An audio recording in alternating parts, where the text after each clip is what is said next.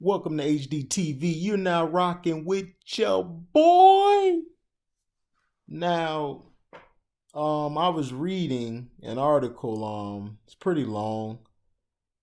It's called "The Makah Tribe Fights Coronavirus with Self-Reliance and Extreme Isolation," and this is by Linda V. Mates from the Seattle Times.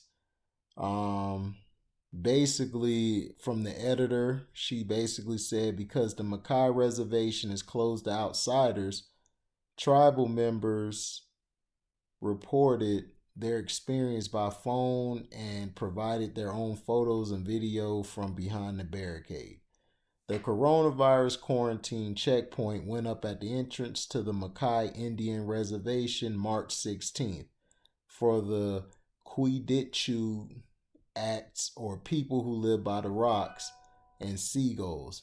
It was time to protect themselves once more from the outside world. Numbering about 5,400 before contact, diseases brought by Europeans began ravaging the Makah as early as about 1775, and the smallpox epidemic beginning in 1853 killed three-quarters of their people.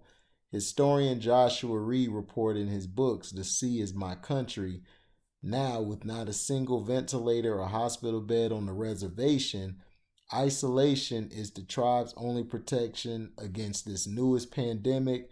As other governments dithered over the virus, the Makah Tribal Council imposed the first stay-at-home order in the state and backed it with a $500 per violation fine.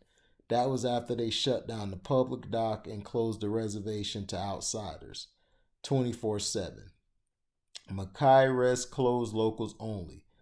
Say the lights of the highway sign rolled into place by the side of the two-lane road.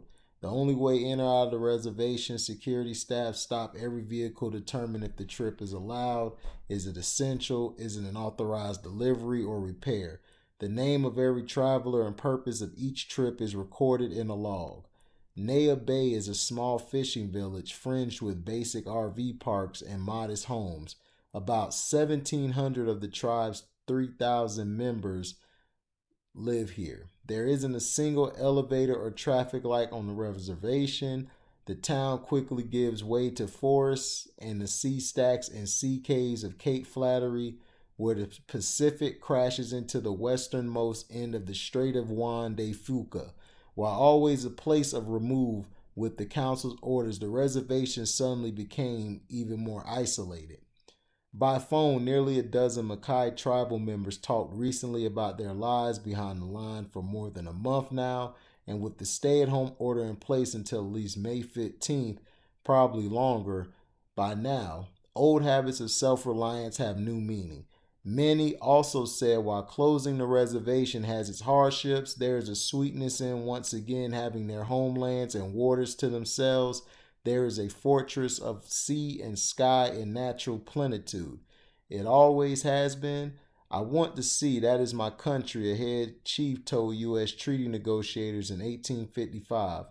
Reed recounts living on a remote finger of land, jutting into the Pacific since time immemorial. People here are long used to going it alone. It is not uncommon for windstorms barreling in from the Pacific to topple trees or mudslides to close the only road in and out. Families seem to be taking the stay-at-home order as well as the barricade deadly seriously. Birthday parties, Sundays spent with grandparents, big ceremonial gatherings for namings, memorials, all are canceled. Gone too are the tourists that normally would flock to enjoy the beaches, surf packed RV parks and motels, and pound over the waves in search of halibut and other sport fish. The RV parks are deserted and the fishing boats all still tied up in the harbor as if it were still winter. With all that has changed in everyone's world, much about being here is the same as always. The sound of the wind and waves rolling in from the Pacific, the rituals of gathering sea urchins and mussels from the beach and cutting firewood for the elders, the hypnotic tolling of the bell bio in the harbor, and the snick of a carver's knife through cedar. Isolation at the heart of the tribal's council's order was the urgency of protecting Makah elders, the community's source of leadership and cultural continuity. I would rather be allowed to have a discussion with an elder in the future and know that it was because of our sacrifice that I am able to have that conversation. That is how I'm looking at it, said Greg Colfax, a nationally known carver who right now has more time than usual for his work. His wife has decamped to her cabin on the Bogachil River to ensure at least one of them survives if the disease strikes. The motel and wood fire pizza restaurant they own is closed because of the pandemic. It is just something all of us have to do, said Colfax, 72.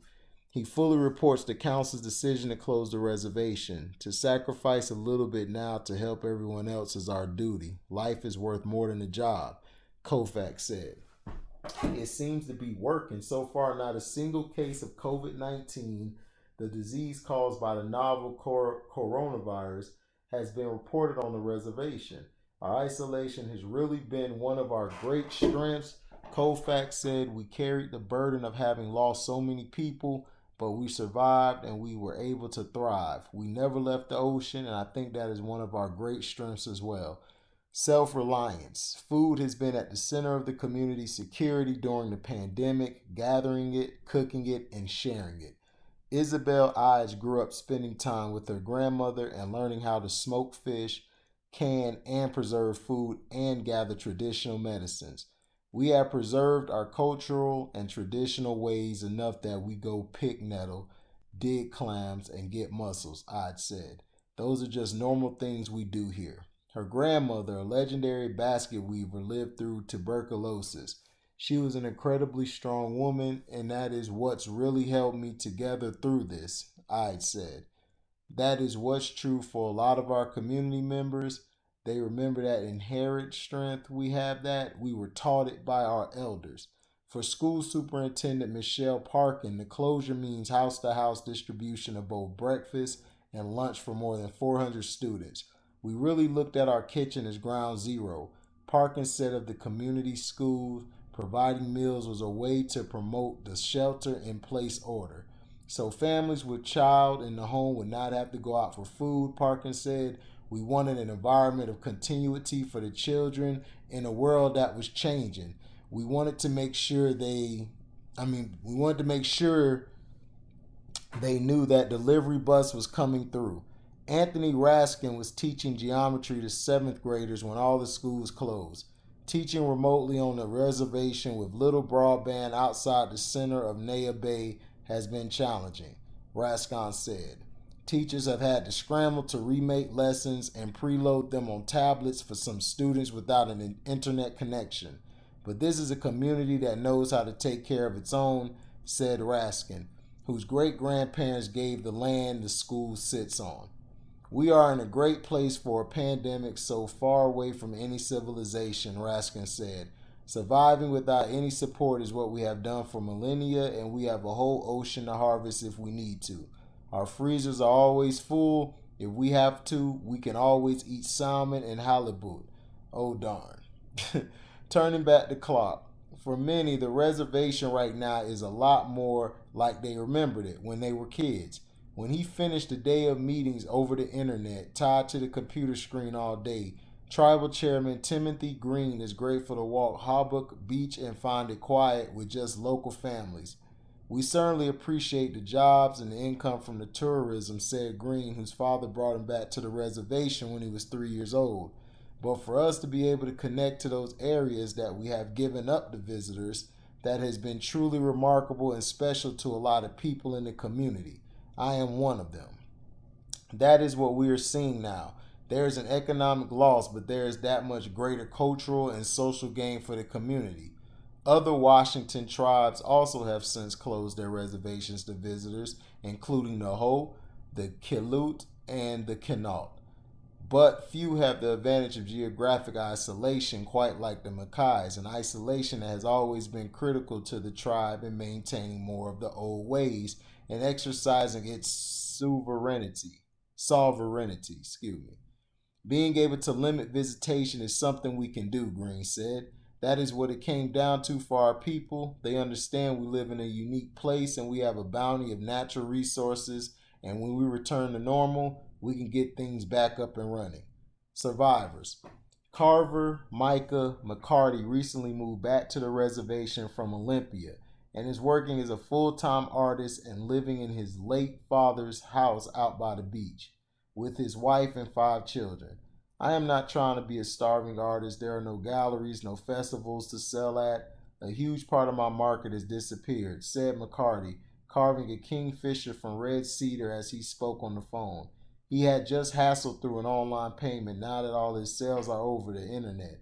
He is feeling the economic hardship of the closure, but also think nothing is more important than community safety. All the Makah living today are descended from the survivors of the last time the disease stalked their people. His late father's house stands at the Makah village of Bedai. If you go over the gene pool from the 5 villages, the smallest one with hardly anyone left was Bedai. McCarty said, all those beaches is where the Bedai people walk to die. I just pray we all get through this well. So basically, the Makah tribe is basically doing what America should be doing.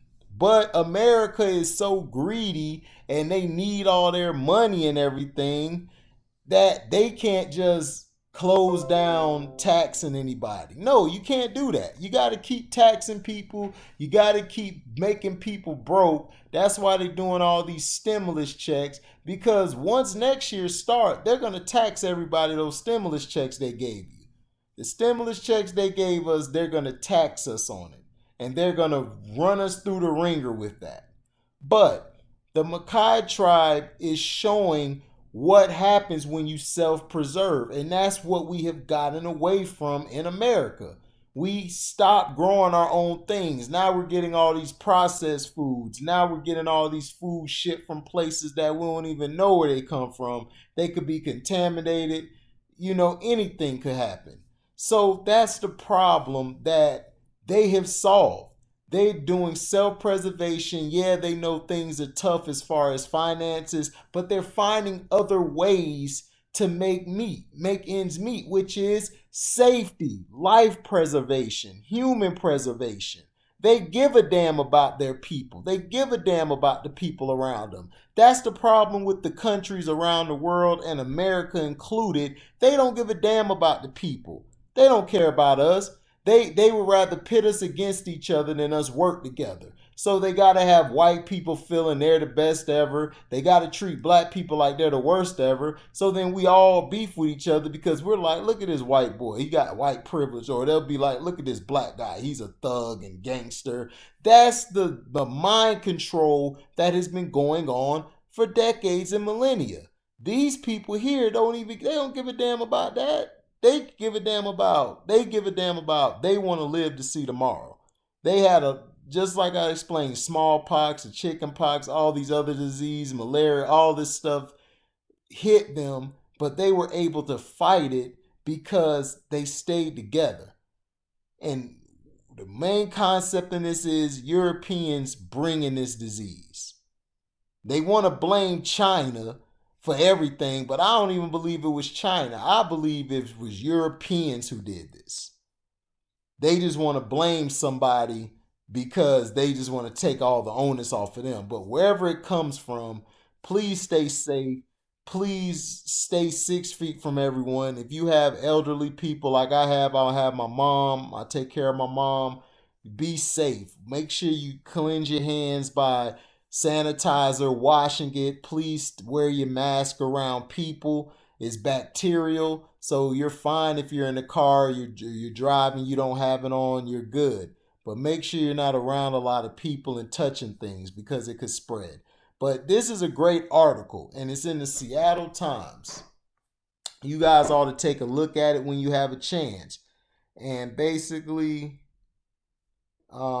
it's called Makah Tribe Fights Coronavirus with Self-Reliance and Extreme Isolation. So check that out. Please like, subscribe, share the video, comment, and let me know what you feel about this. Tell me if you think it could work.